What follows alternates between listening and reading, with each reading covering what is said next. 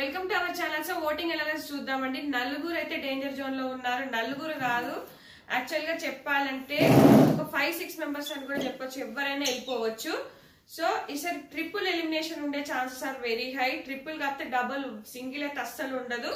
ఎందుకంటే మనకి ప్రోమోలోనే చెప్పాడు వైల్డ్ కార్డ్స్ వస్తున్నారు.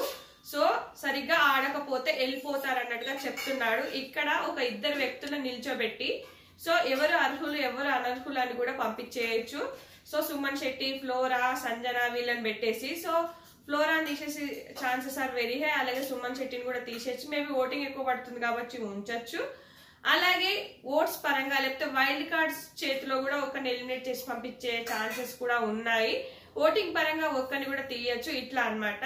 సో ఓటింగ్ ఆర్డర్ చూస్తే ఫస్ట్ తనుజ, పవన్ కళ్యాణ్ పోటా పోటీ. కానీ పవన్ కళ్యాణ్ కి ఎక్కువ పడుతుంది. మన ముద్దమందారం హీరోయిన్ ముద్దుగా నిన్న గిట్లా కట్టుకొని కూర్చున్నది, చీర కట్టుకొని తప్ప ఇంత కూడా ఆడలే. ఆమె ఏం ఆడుతుందని ఓట్లు ఎత్తుడంటే ఫ్రీ ఎగ్జిస్టింగ్ ఫాలోయింగ్ ఉంది, వాళ్ళే ఓట్స్ వేస్తున్నారు. ఆమెకి కొత్తగా వచ్చిన ఫాలోయింగ్ లేదు.